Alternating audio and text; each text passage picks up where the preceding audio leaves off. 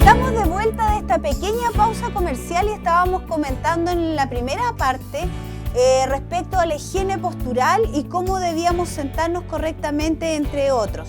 Y ahora estábamos también conversando junto a Carlos cuál sería la manera correcta de estar de pie, porque como yo comentaba al comienzo, también hay un tema cultural, sobre todo en las mujeres, que no debemos separar las piernas, entonces las cruzamos. ¿Cómo es la manera correcta?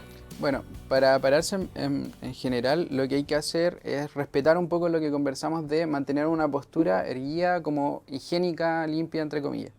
Y esto, en el fondo, tiene que ver con la posición de las piernas principalmente y de cómo posicionamos la espalda también.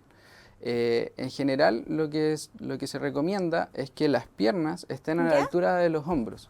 ¿Ya? Que estén como con la misma separación. Como cuando hablamos de cuando estábamos sentados. Exacto. Entonces, esta separación entre, digamos, que quede el espacio entre las rodillas tiene que estar al nivel de los hombros para que así nos ayude el impulso. Perfecto. Se realiza luego lo que se denomina como una flexión de cadera, que en el fondo es como inclinarse hacia adelante y realizar la inclinación y el hecho de pararse. Se pueden utilizar las manos, idealmente es que la fuerza venga desde las piernas, no desde la espalda, y no cargar objetos pesados para pararse, sino que estando ya de pie, ahí tomar el objeto. Ahora sí nos queda mucho más claro.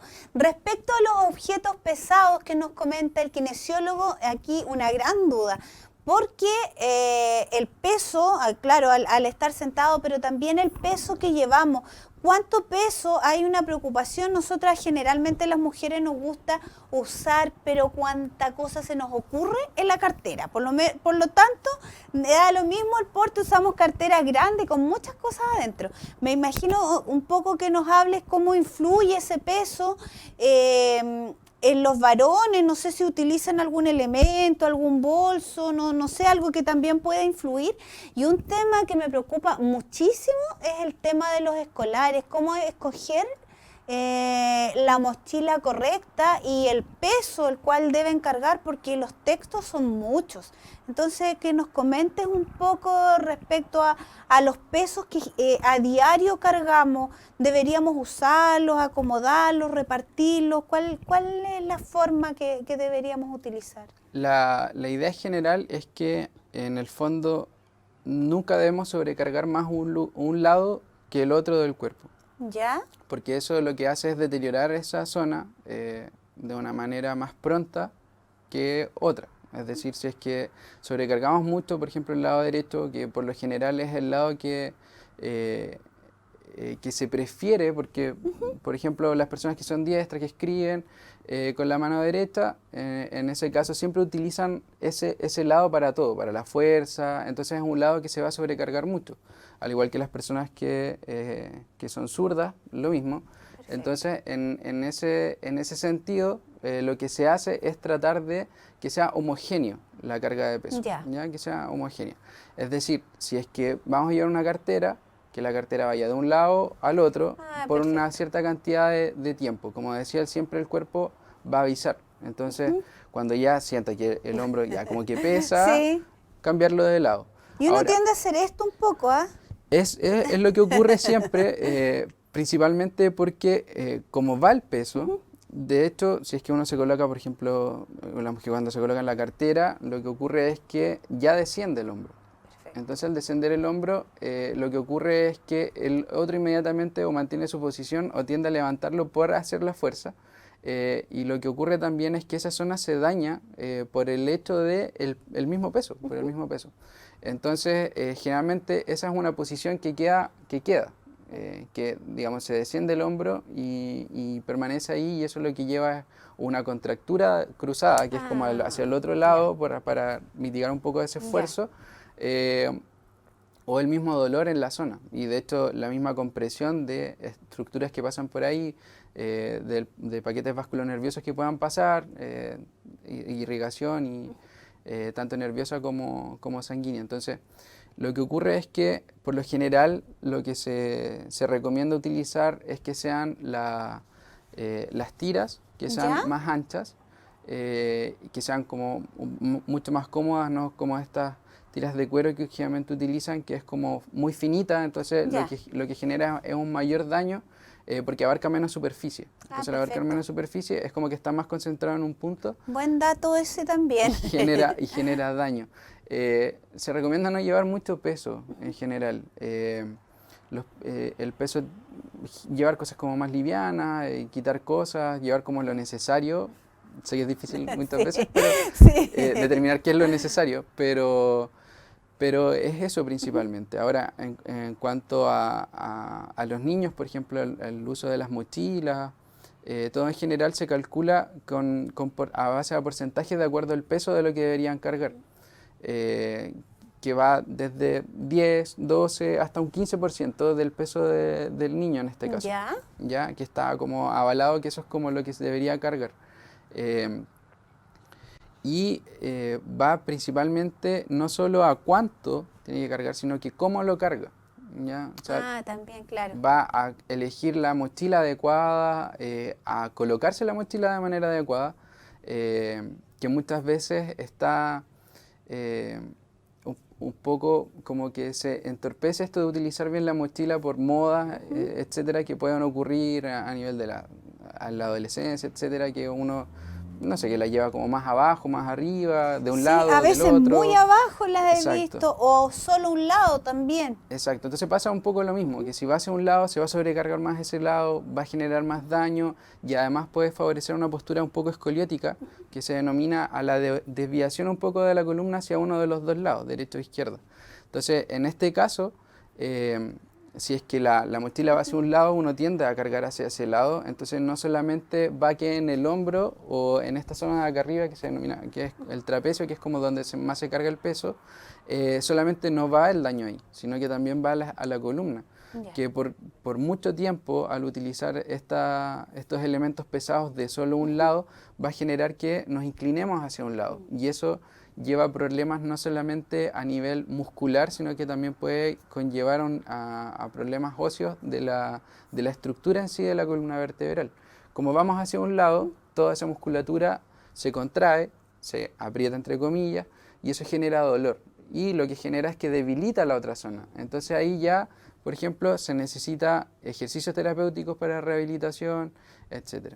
Y en cuanto, por ejemplo, a las mochilas, además del peso, se recomienda que sean, que también, que las tiras en el fondo sean anchas, que sean, leía por ahí de unos 5 o 6 centímetros, que la proporción de la mochila no sobrepase el cuello, o sea, que no sean tan grandes las mochilas en el Perfecto. fondo, que vaya desde la zona lumbar, que es donde están los glúteos, un poquito más arriba, Arriba. donde está el hueso, uno puede sentir ¿Sí? que llega hasta aquí ¿Como el desde hueso, aquí? ¿sí?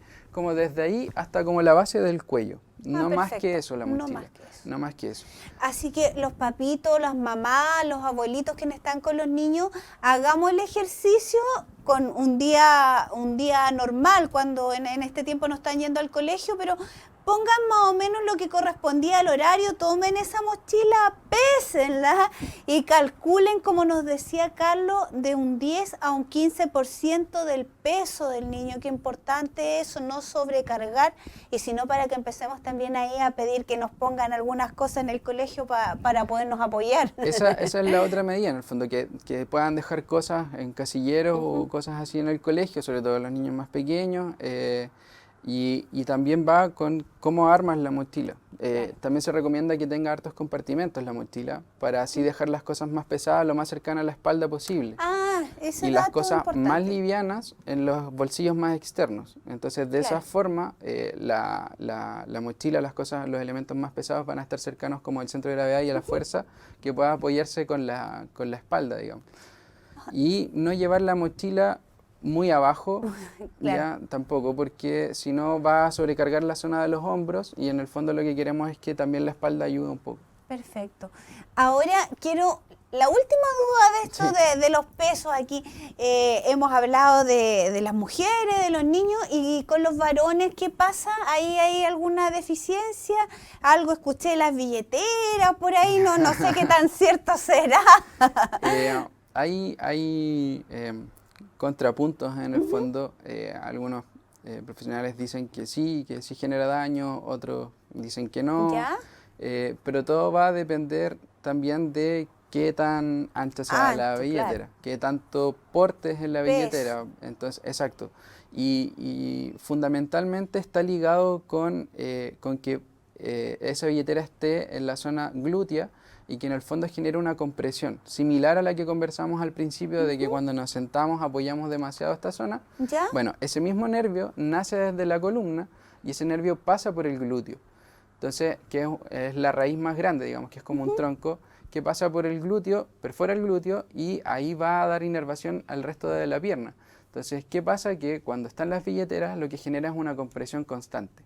Claro. Y lo que puede generar, sí, es eso, es como esa sensación de hormigueo en la parte posterior de la pierna, que lleva si es que se repite mucho, así es que esto Ujú. se ve como perpetuado en el tiempo, puede generar una alteración, digamos, en el recorrido nervioso y ahí también es terapia y rehabilitación física en el fondo. Entonces, se recomienda que no se utilice en la zona posterior principalmente para esto. También en otros puntos también discuten que pueda generar una alteración en la posición de la pelvis, que es los huesos anchos que ¿Ya? tenemos en la cola, digamos, que pueda generar una especie como de rotación porque va a estar siempre como Ah, un glúteo sobrecargado sobre el más otro, levantado. entonces puede generar un desnivel. Ahora, todo depende también de qué cantidad de tiempo pase sobre esa Claro. billetera. Por lo general es difícil que alguien soporte estar como tanto rato sobre un Ujú. objeto que es como tan particular, que no tiene como un tamaño tan grande, pero sí puede generar una altura. Entonces, Perfecto. se recomendaría principalmente mejor no tenerla digamos, en la zona glútea para sentarse. Más que para llevarla de un lado a otro, el problema es sentarse y apoyarse en ella. Perfecto. Mira, ahora tengo como otras consultas que han ido naciendo también de ustedes que nos ven en casa y han consultado. En este tiempo que estamos en pandemia y pasamos mucho tiempo en casa, sobre todo los escolares, el teletrabajo, consultar cuál es la manera correcta para trabajar frente al computador o el celular, que como bien tú decías, tendemos a agacharnos y no a levantarnos. Sí. Un poco que nos expliques cuál es la mejor manera de poder trabajar en casa y cuáles son, porque todas estas malas posturas provocan dolores y anexo con eso, cómo subsanar cuando no tenemos a la mano un especialista estos dolores, por ejemplo, las contracturas, le ponemos frío, calor, entonces hay un poco ver estos dos temas que me surge duda. Eh, bueno, va obviamente dirigido como al teletrabajo, Ujú. pero en general ocurre, solamente que se ve aumentado en el teletrabajo porque vamos a un lugar que es nuestra casa, que es un lugar que no lo tenemos nunca adaptado para el trabajo porque es nuestro momento de relajo, digamos, después de los días laborales. Entonces, eh, obviamente hay que tratar de armar por lo general con lo que uno tiene en la casa. Entonces, ocurre mucho que no tenemos las sillas adecuadas, no están los escritorios, el computador, el tipo de computador Ujú. también. Entonces hay muchas cosas que solucionar, digamos, que va todo comandado entre la silla y el escritorio, que son como las medidas principales para que se retarde un poco el efecto de una patología que pudiese comenzar, digamos. Porque pasamos mucho tiempo frente al computador trabajando, entonces eso obviamente afecta. Lo que se recomienda siempre son sillas que uno tenga en ruedas, por lo ¿Ya? general por el tema del desplazamiento, que es más fácil. Eh, lo otro que la silla tiene que ser regulable en todo lo que se pueda regular, Ya, ¿ya? En lo perfecto. posible. Principalmente en altura y en la posición de la reclinación Ya. del respaldo. ¿Con Eh, o sin apoyabrazos? con Que es una... apoyabrazos, Ya. siempre con apoyabrazos. Ahora, por supuesto que siempre existen técnicas para quien no pueda adquirir una, Ujú. o por ejemplo en el caso de que ya tengan en la casa una y no puedan adquirir una con apoyabrazos, lo que se hace es que el escritorio tenga la profundidad suficiente para poder entrar en el escritorio y que queden en el fondo los brazos apoyados en el escritorio. Ah, ¿Ya? ya, Como no los brazos un, fuera. un poco, claro, un poco sorteando este esfuerzo Ujú. de sostener los brazos sobre el escritorio. Ahora, siempre hay que tener cuidado con no presionar el brazo tanto rato, y para eso existen estas almohadillas, digamos, para ¿Ya? las muñecas. Y eso va a ayudar a que la persona, digamos, esté como en una posición que no genere como un dolor tan prematuro. Ahora, con el hecho de la silla es más o menos lo que explicaba al principio, es mantener una postura lo más erguida posible, respetar 90 grados, digamos, en las rodillas y en la espalda. 90 grados me refiero a que sea un ángulo recto, ¿Ya? que tiene como esta posición de L, Sí. en el fondo, entre el fémur, que es este hueso que está acá de la pierna, y la espalda. Entonces, lo ideal es que sea así. Por ende, lo recomendable es que sea una silla que tenga un respaldo más alto que, por ejemplo, el que estamos utilizando, ¿Ya? y que llegue principalmente como a la zona del cuello un poquito más abajo, ¿ya? Para que Perfecto. podamos reposar en él y estar erguidos por más tiempo. Las rodillas también tienen que tener ángulos de 90 grados y en lo ¿Ya? posible, si es que no, o sea, siempre tocando el suelo o siempre tocando algo abajo, siempre tienen que estar Lo que apoyados. habíamos hablado Exacto. al comienzo. Entonces, en el fondo eso tiene que ver con la medida de la silla Ah, y esa silla tiene que estar lo suficientemente alta para que en el caso de que tenga apoyabrazos, el apoyabrazos esté a la altura de donde está la mesa. Es decir, que la mesa y el apoyabrazos sean como uno solo. Así apoyamos los brazos y ya los tenemos descansados sobre el escritorio. Las manos, las muñecas tienen que estar alineadas, es decir, tienen que ver como una línea entre el brazo y la mano, digamos con el dedo del medio, seguir esa línea y no llevar las manos hacia adelante, hacia adentro, digamos, o ya. hacia afuera. Ya respetar y que sea lo más limpio en ese sentido.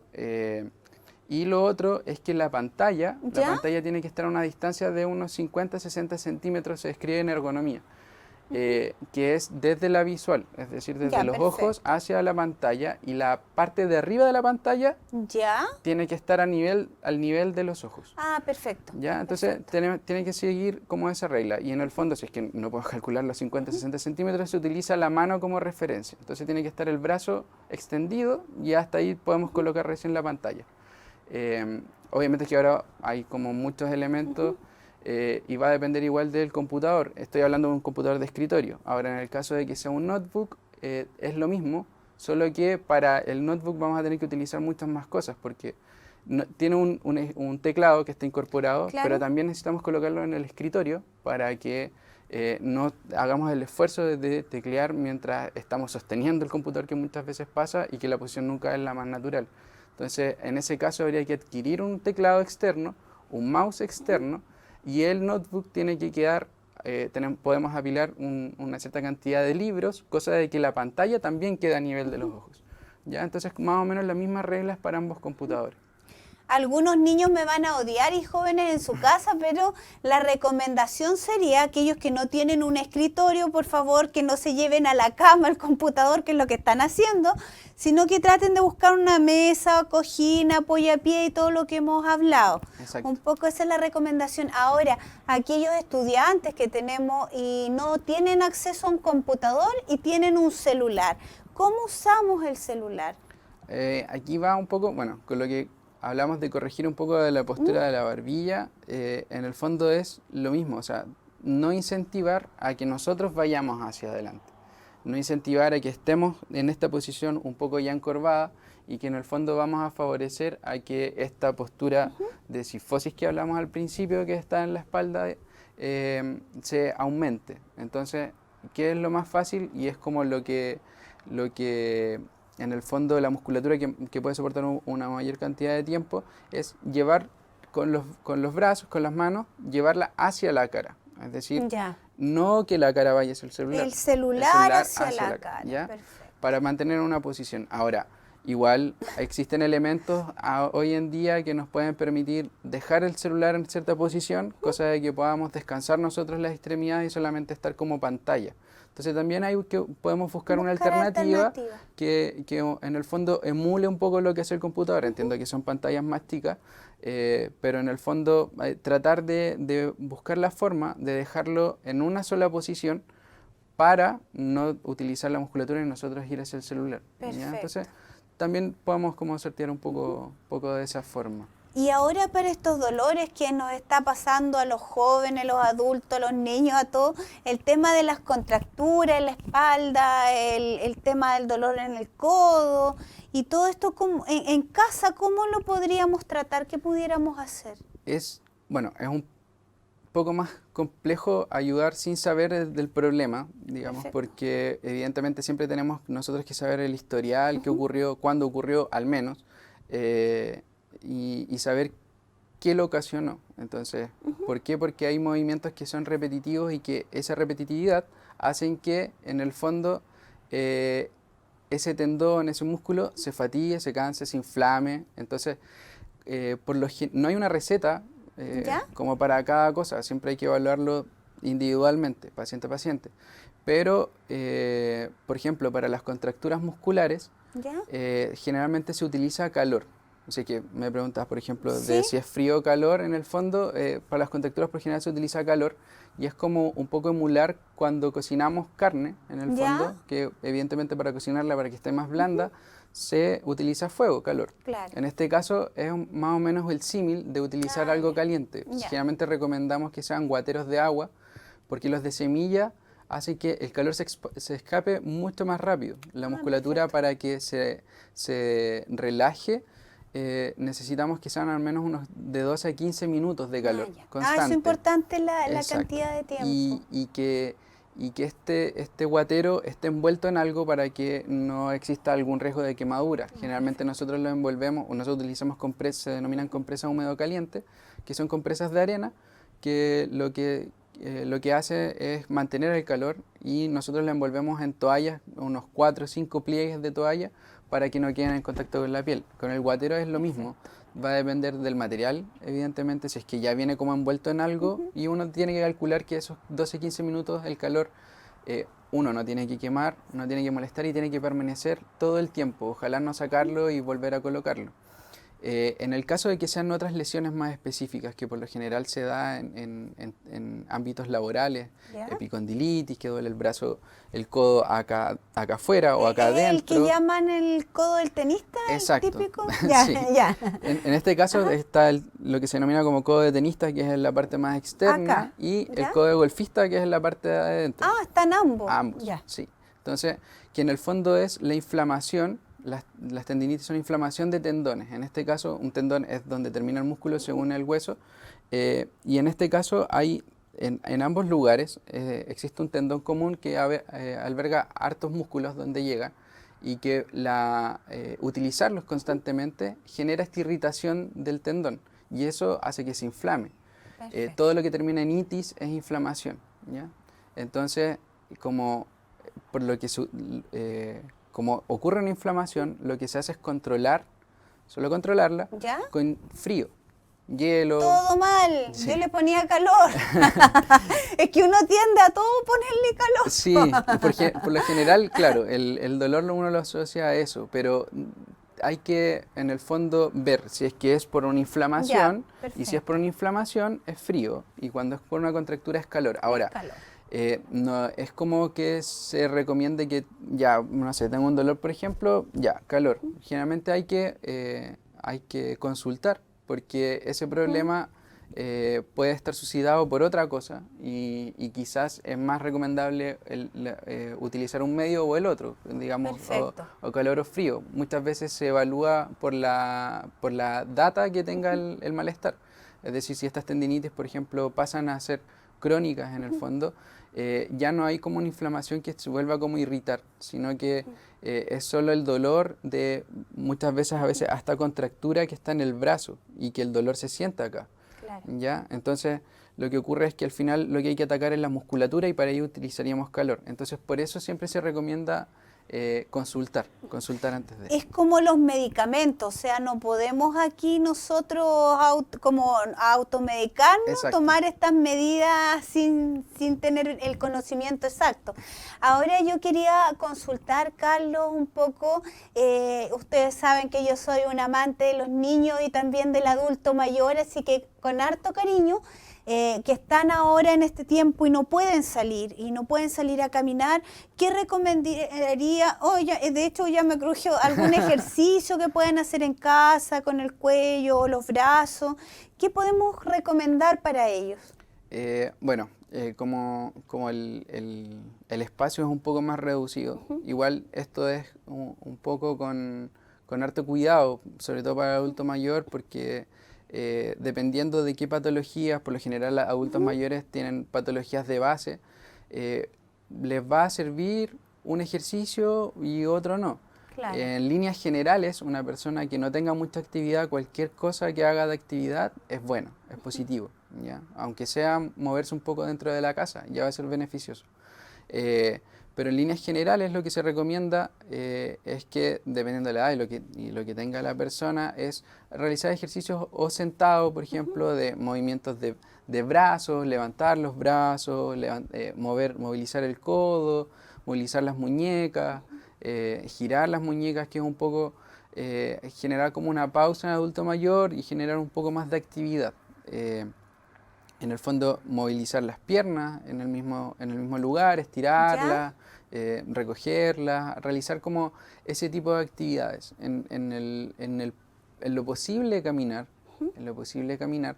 Y si hablamos de personas que son menos activas, de hecho hasta se puede hacer el juego de pararse y sentarse, pero todo va a depender de si es que tienen dolor, por ejemplo, o no en las rodillas. No obligarlos a hacer el ejercicio si tienen dolor con el afán de querer ayudar y provocarle una lesión, por supuesto. Exacto. Lo que sí, por ejemplo, si es que hay una persona o hay algún adulto mayor que le pudiese doler la rodilla, por ejemplo, no significa que tenga que estar inactivo.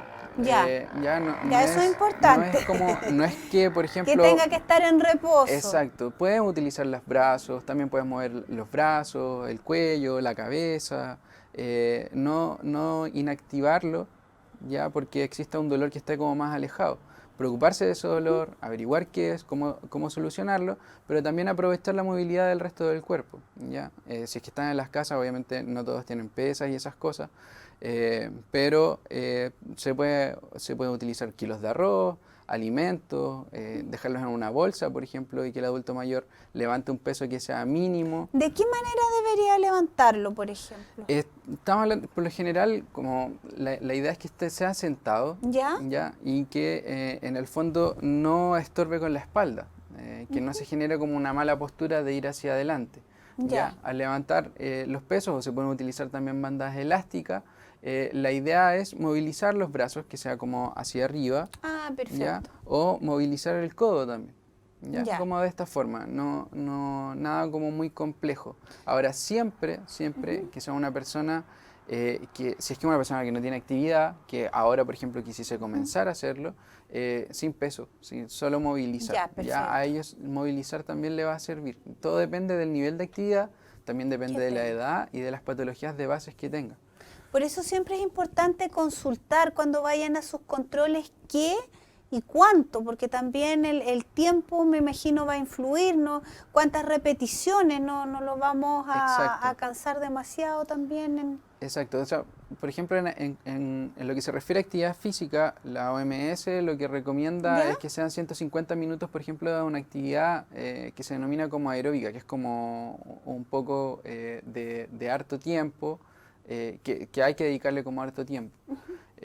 Ya que en el fondo ahora es como bien difícil hacerlo. Entonces el nivel de actividad de esos 150 minutos para un adulto mayor quizás no está como muy recomendado, en el sentido de que la Organización Mundial de la Salud lo establece hasta los 68 años, por ejemplo. Entonces, el nivel etario también es muy importante. Una persona que tenga de patología de base alguna enfermedad del corazón, por ejemplo, también va a recibir un tipo de ejercicio distinto, digamos, ¿ya? Como reclutar más musculatura o no, solo movilizarse. Personas que tengan mucha menos actividad, que necesita asistencia, también hay que ayudarlo, también hay que incentivar a esa actividad. ¿Ya? Siempre hay que incentivarlo. ¿Y qué recomiendas, Carlos, por ejemplo, una persona que está en la cama, que no se puede levantar, un adulto mayor, estrategias para no dañarlo, para no herirlo. Creo que se utilizan una sábana para movilizarlo. Ahí depende mucho de qué nivel de inactividad tenga. Si es que no asiste en nada, obviamente hay técnicas más que para ese adulto mayor, es para las personas que lo van a hacer. Se utilizan estas sabanillas en el fondo para poder trasladarlo de un lugar a otro, y en el fondo lo que hay que tratar de hacer es cambiar las posiciones, que no esté siempre, por ejemplo, acostado, colocarlo de lado, del otro lado y movilizarlo, movilizar harto, movilizar las extremidades. Por lo general, las personas que los están tratando, porque esas personas reciben tratamiento, seguir esas recomendaciones en el fondo. Muchas gracias, Carlos. Yo creo que ha sido tremendamente productivo para cada uno de nosotros todos los consejos que nos ha dado y sobre todo en este tiempo que está siendo tan difícil. Así que agradecerte y no sé si quieres dejar algún mensaje breve, cortito antes de despedirnos. Sí, bueno, principalmente hay que entender que ningún dolor es normal, todos los dolores ocurren por algo, así que hay que poner ojo, tratar de acudir lo antes que se pueda con los resguardos que hoy en día debemos tomar, acudir a los centros, acudir a los profesionales aptos para, y ante cualquier duda o consulta también me pueden contactar. Muchas gracias, Carlos, y a ustedes por su sintonía. Los invito que sigan en la sintonía del canal y también que nos sigan viendo los días miércoles en Abriendo Espacio. Muchas gracias, Carlos.